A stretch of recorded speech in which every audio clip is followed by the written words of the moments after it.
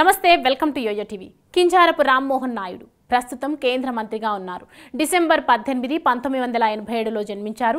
2024లో Srikakulam parliament seat నుంచి ఎంపీగా ఎన్నికైంది.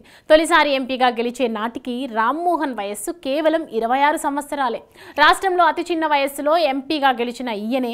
ఆనాటికి ఇంకా రామ్మోహన్కి వివాహం కూడా జరగలేదు. ఆ కాలంలో నుంచి చాలా మంది పెళ్లి తర్వాతే రాజకీయాల్లోకి ఎంట్రీ ఇస్తూ ఉంటారు. కానీ రామ్మోహన్ మాత్రం పెళ్లికి ముందే చదువు పూర్తయిన వెంటనే పాలిటిక్స్లోకి వచ్చారు. ఎంపీగా గెలిచారు. అనంతరం 2 ఏళ్ల పాటు ప్రజల కోసం కష్టపడి పనిచేశారు. ఆ తర్వాత ఆయన 28 ఏళ్ల వయస్సులో ఓ ఇంటివాడయ్యాడు. ఇలా తన భార్య మనసునే కాదు, పార్లమెంటు నియోజకవర్గం మనసును కూడా గెలుచుకున్నారు. అందుకే 2019లో వైసీపీ వేవ్ రాష్ట్రమంతా ఉన్న రామ్మోహన్ గెలుపును అడ్డుకోలేకపోయింది. రెండోసారి కూడా ఎంపీగా గెలిచారు. తాజాగా 2024లో ఎన్నికల్లో ఎంపీగా భారీ మెజారిటీతో గెలవడమే కాకుండా ఏకంగా కేంద్ర మంత్రిగా ప్రమాణ స్వీకారం కూడా చేశారు.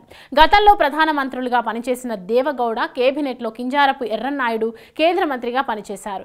ఆ తర్వాత మళ్ళీ ఆయన తనయుడే అదే పార్లమెంటు నుంచి గెలిచి 28 ఏళ్ల తర్వాత ఆయన కుమారుడే కేంద్ర మంత్రిగా పనిచేయడం విశేషం.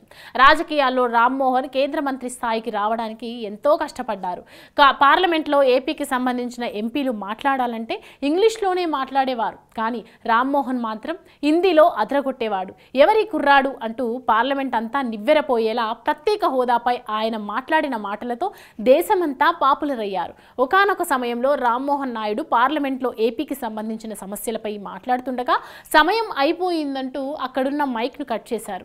ఒక 2 నిమిషాల సమయం ఇవ్వాలని కోరినా ఇవ్వలేదు. దీంతో వచ్చే ఎన్నికల్లో టీడీపీ భారీ సీట్లు సాధించి ఇదే పార్లమెంట్లో కావాల్సినంతసేపు మాట్లాడతామని చెప్పారు. ఈనాడు అదే నిజమైంది. ఎన్డీఏలోనే 2వ స్థానంలో టీడీపీ నిలిచింది. ఇప్పుడు నిజంగానే రామ్మోహన్ నాయుడు కేంద్ర మంత్రిగా ఎంతసేపు అయినా పార్లమెంట్లో మాట్లాడవచ్చు. ఇక రామ్మోహన్ నాయుడు ఈసారి ఎన్నికల ప్రచారం ఆయన సతీమణి కూడా చాలానే శ్రమించారు. దీంతో ఇప్పుడు అంతా ఈమె ఎవరు అంటూ సెర్చింగ్ స్టార్ట్ చేశారు. అయితే రామ్మోహన్కు జూన్ 14, 2017లో శ్రావ్య అనే అమ్మాయితో వివాహం జరిగింది. రామ్మోహన్ నాయుడు బండారు అప్పలనాయుడు చాలా క్లోజ్ ఫ్రెండ్స్. ఒకే కాలేజీలో చదువుకున్నారు కూడా. ఈ అప్పలనాయుడు ఎవరో కాదు, ప్రస్తుతం ఎమ్మెల్యే బండారు సత్యనారాయణ కుమారుడు.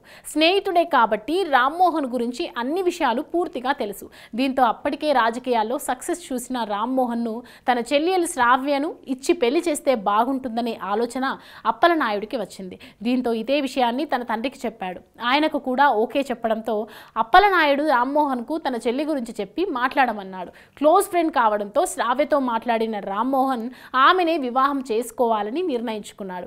ఇదే విషయం పెద్దలకు చెప్పడంతో అంగరంగ వైభవంగా రామ్మోహన్ నాయుడు శ్రావ్యల వివాహం జరిగింది. వీరికి ఒక కూతురు కూడా ఉంది. ఇలా ఫ్యామిలీ లైఫ్తో పాటు పొలిటికల్ లైఫ్ సక్సెస్ఫుల్గా రన్ చేస్తున్న రామ్మోహన్ నాయుడు కేంద్ర మంత్రిగా ఏపీకి మరింత అభివృద్ధిని అందించాలని కోరుకుందాం.